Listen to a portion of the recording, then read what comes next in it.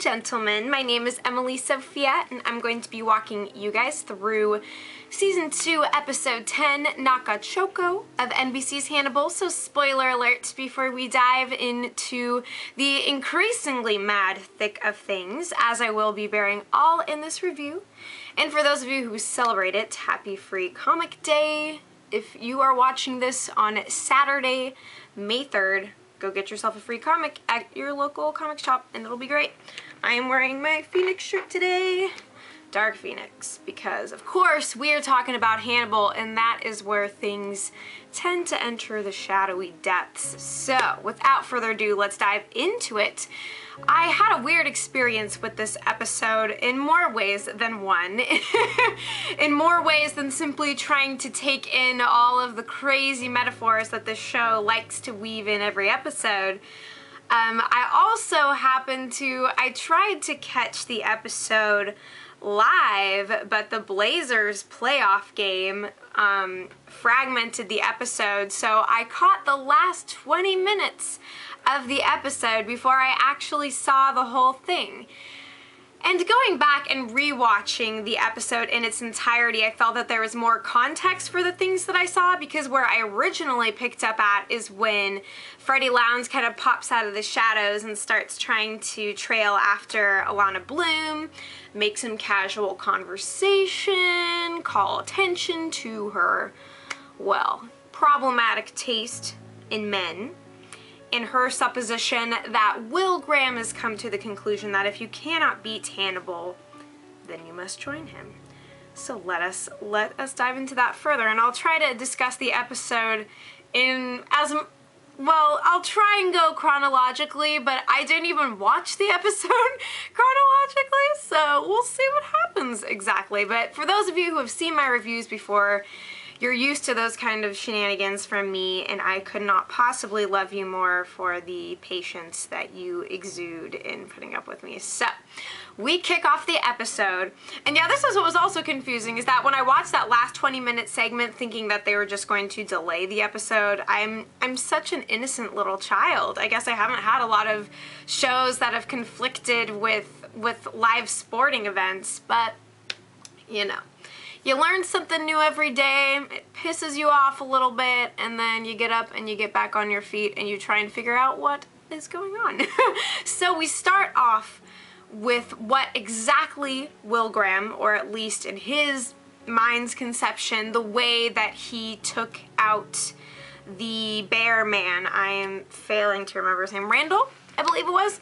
Randall's just really an unfortunate name. I don't feel, and for the Randalls out there who are watching this review, this is a total generalization on my part, and I'm sure that if I got to know you, we sat down for tea or coffee preferably, because I'm not so much a tea girl, but anyways, I'm sure that I would come to enjoy the unique facets of your personality. But in general, I just know way too many Randalls from the television film world who are just these really seedy and twisted individuals. Like, it's kind of unfortunate that those things have become intertwined. But anyways, we start off by seeing exactly how we got to where we ended up in the last episode, and Will Graham does confess to Hannibal that he had a rather intimate experience in taking this guy out. We also see that Will, in that process,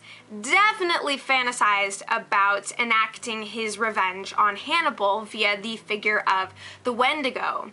So we see that Randall morphs into the Wendigo creature, which compels Will Graham to react with as intimate a force as he can, going beyond what is necessary to take care of the threat, and letting his demons come out to play by taking matters quite literally, physically into his own hands and going from there. And so he punches him out, he snaps the antler, and then ultimately he finds Randall dead on the floor. But that for him is the vicarious experience of taking out his aggression towards Hannibal. So by the time that he comes back to Hannibal's place with the body in hand and they're kind of working through that, Will is in a very different sort of place. He is calm, and he recognizes the satisfaction and the vitality that he felt when he was taking this life. Not only because it was intimate, but because it was for him a way of getting to Hannibal in a way that he hasn't successfully been able to yet. He's had his dearest friend staring into the barrel of a loaded gun a couple of times, but this time he feels that he has finally done something to release that rage, and that perhaps this is the beginning of his reckoning. So the question then that, you know, originally I thought that it was Will who had set up Randall's head and body and kind of intertwined it with the skeleton at the museum. I thought that that was Will, especially when he's at the crime scene and he closes his eyes and he goes back and he has this sort of mental conversation with the corpse as he's trying to reconcile to himself what exactly he's done. I figure that was Will, but there was a review that I read where someone was saying that Hannibal did that for Will. And I mean, that's what's really interesting about this episode, is that Hannibal and Will are so completely and utterly conflated in the eyes of Freddie, as is evidenced in the crazy softcore foursome scene that we had mid-episode. We see that the two of them have become so fluid that it's really difficult to kind of piece out where is Hannibal? Where does Hannibal end and Will begin? Okay, so maybe it was a joint effort, you know, a collective creative vision on the part of this terrible twosome, but it's difficult to say. I do think, though, that it was Will and that this was, in fact, his design, and it was really interesting to see how Hannibal and Will kind of bounced off of one another at the crime scene as they're both giving their different interpretations of what transpired. It's kind of like they made this joint artistic piece, and they're both stepping back and sort of painting the picture of why this came to be. And it's something that both of them are involved in now, seeing as they're, well, even Stevens.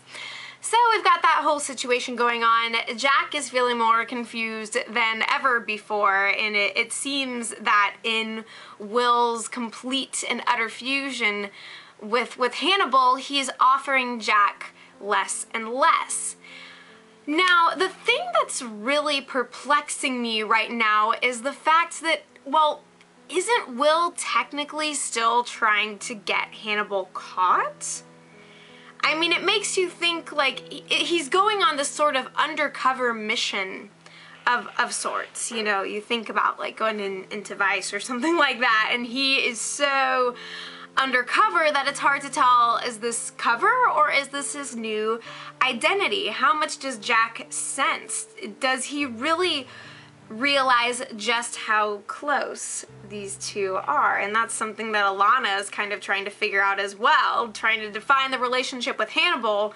She doesn't really have a solid sense of, again, where Hannibal ends and where Will begins, and they just kind of over there the third wheeling dinner date at Hannibal's after he gets the suckling pig and serves it up, and they're all having a nice chat, and Alana's kind of like, I don't know about you two, and they're like, what do you need to know? You know? That was quite a funny scene. I got a real kick out of that. You know, they're kind of saying that, well, shouldn't that just be, as long as we know where we're at, that's all that matters, and, you know, crossing boundaries is not the same as transgressing, and just all these euphemistic indicators of their uncanny closeness, shall we say. So that's what's really fascinating about this episode, is that the two of them seem to really have this symbiotic connection now. And by the end, we're left to wonder, did Will just freaking go grocery shopping for Hannibal? Like, are they really that tenderly intertwined at this point? You know, like that Hush Sound song, like vines we intertwined carelessly, growing up and growing old. But I don't know. See, I'm still I don't feel that Freddie is 100% out of the picture. Just like with Frederick Chilton and with Bedelia as well. It seems that Brian Fuller has this Pandora's box and he sucks the spirits, he sucks these characters into this box, and then at some point he's going to open it up again and then all hell will break loose. Because it just seems, it seems a far leap to suggest that even Will in this place of darkness that he's been in, I don't feel that he would go from trying to explain what's going on to Freddie to simply murdering her in cold blood, breaking in her car window with a crowbar and dragging her out. Like, I guess in a sense it would make sense if he killed her, because clearly she's not in a place where she is interested in knowing what exactly is going on. I mean, you think about what happened with her and Eddie Izzard's character, and she's got, well, she kind of got herself into this mess, but at the same time, she knows when she is in the mess as opposed to, well, you know, getting to cut it loose and just kind of start over and rethink her life. It's not really that way for her, but I feel that Will, if his ultimate trajectory is still to expose the truth, then would he really do that to Freddie? And would he really bring her to Hannibal's table? Of course, neither Will nor Hannibal is her #1 fan. And that is putting things gingerly, wink wink, but you know, and they have that whole discussion about the flavor of the meat and the citrus note to the meat because of the stress of the animal upon her death, and how the emotional state impacts the taste of the meat, and how the meat seems to be bitter about its own, well, lack of life. And so all these euphemisms and everything, all the signs on the road here point to Freddie being the one that they are musingly munching on, but it doesn't seem as simple as that. As Will at the same time tries to tell Hannibal that he can't just be reduced to a set of influences, and that he's given up good and evil for behaviorism, and in that he recognizes that Hannibal is inherently destructive, which Hannibal of course counters with, well, what does it mean to be destructive? Is destructiveness inherently evil? Because if destructiveness is inherently evil, then so are storms and natural acts. But ultimately, they all come from God. And so that's the note that we end on, essentially. So is this Will's sacrifice to his new religion? Or is he trying to play Hannibal back? That's the big question. Because we've seen Will go on such a dark path, and the reckoning that he has promised seems to have been completely and utterly sidelined by his desire to press further into who he is according to Hannibal's design. And if that's all a part of Will's design, it's like babushka dolls, you know, design and design and design, then kudos to you, my friend, because you are perplexing the crap out of all of us, or at least myself, at the very least. So there's just a lot of fascinating moving pieces that we have as well. And I want to take a quick break to talk about where Margot is at in the Verger family. So essentially, what Hannibal tells Margot is that she missed her window to kill Mason herself, because she did not allow herself to completely and wholly hate Mason despite what he has done to her. That love is sort of this it's this pain reducer. It takes one away from their senses, and it actually dulls things according to the metaphor that Hannibal is using, whereas hatred requires being completely and utterly present. You can't back down. If you are in a state of pure hatred, then everything you do will be intentional in the extreme. Whereas love distracts from that, and it invites acceptance and thus a resistance to what Margot ultimately wants to do. And so basically, she realizes that even if she kills Mason, and perhaps this was in the back of her head in her failure to kill him, is that she doesn't get any kind of legacy in his dying. His dying actually hurts her and sidelines her even further in this rigidly uber-conservative patriarchal structure that is her family, that is the family business. So she has the wrong parts, the wrong proclivity for parts. Her father always valued breeding, which is something that Margot has not, you know, set herself up for or been set up for. So ultimately, she, at this point in time, she is without an heir. And so if Mason was to die, then she would get nothing. And what Hannibal tells her is to make her own legacy. So that is something that I didn't fully realize when trying to break down the fabulous foursome, or shall I say, it was more of a threesome than a foursome, because the force that Margot posed in coming on to Will, that was her attempt at legacy building, to become pregnant, potentially, with Will Graham's child, and thus to give her another outlet through which to let herself hate Mason so that she can kill him, so that she can have a legacy when he's gone, and that in his death he can't hurt or marginalize her any further than she's already been marginalized. So that's what's going on with her. Now, what was really fascinating about the way that they did that sex scene and the way that everything intertwined is that it was almost impossible at first viewing to tell whose perspective we were actually supposed to view this incredibly complex little sexy slumber party, you know. What exactly is transpiring here, and is there an angle that we're supposed to view this from and get meaning from, you know?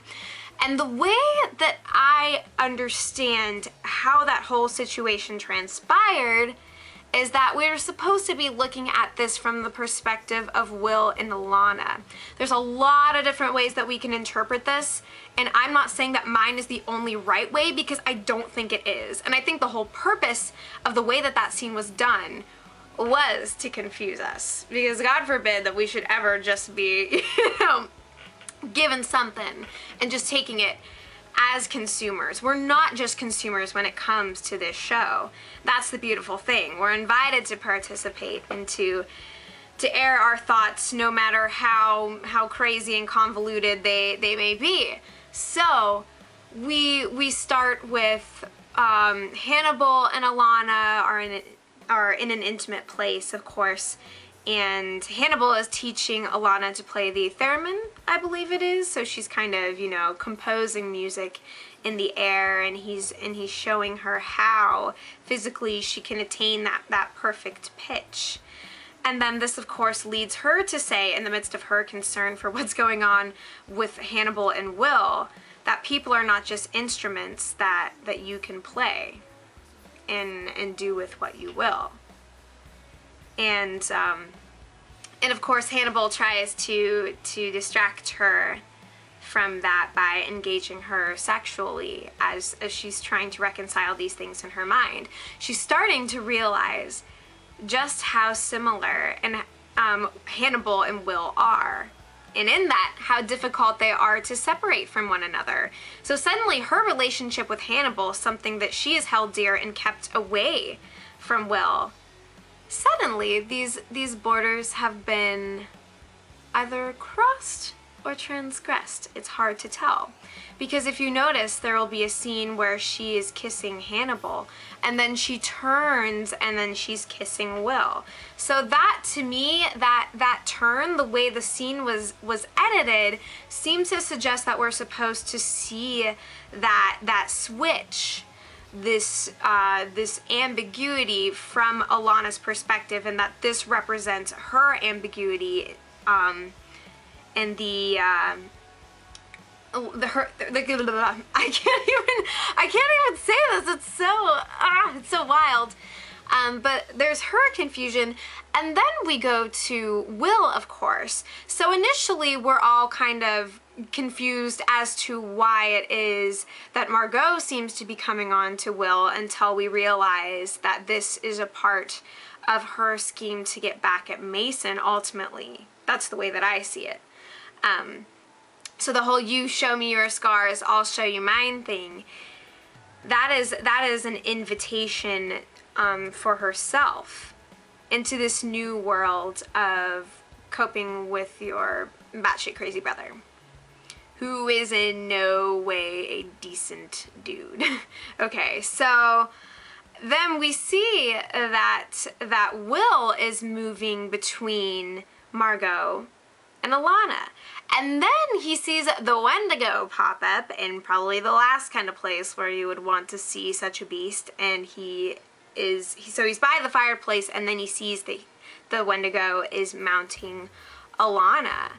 And I think that in that scene he's realizing his own sense of conflation with Hannibal, his own monstrousness, his inability to protect Alana, and then Alana's feeling vulnerable between the two of them. And so really it seems to kind of be this trifecta of ambiguity. So there's not a direct interaction between Will and Hannibal in the midst of all the sexy brouhaha, but there is the sense that Will feels his conflation with Hannibal, and Alana feels his conflation with Hannibal.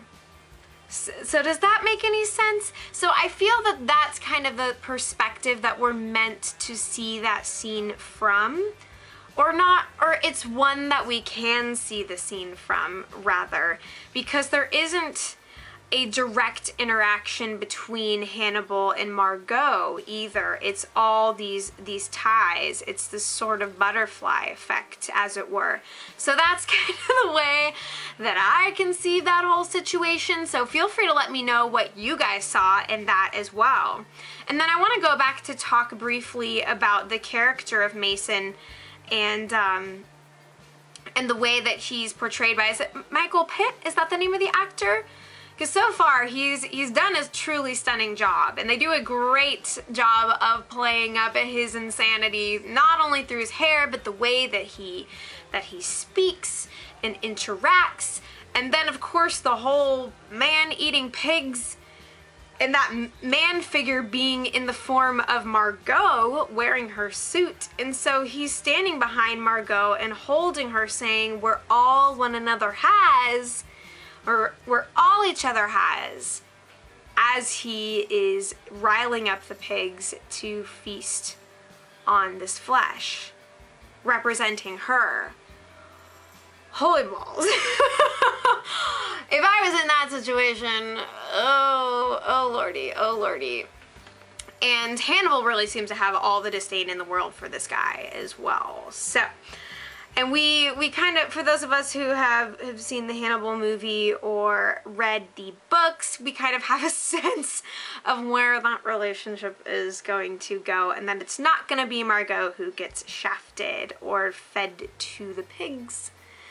This machine for pigs, for those of you who've played the Amnesia game. But signs are pointing to Mason right now, because we kind of can get a sense for how Hannibal feels about who and why. And there is something in my eye that is so vexing to me right now. Don't mind me as I am like poking myself here, but it is really difficult for me to deal with this. Anyways, what else? Yeah, so we have the whole Freddie situation. Again, that to me remains ambiguous. And of course, she sheds some really fascinating insights in her meeting with Will. And then later on we see that Hannibal is waiting, kill suit engaged. He's lying in wait for Freddie, who ends up going to Will.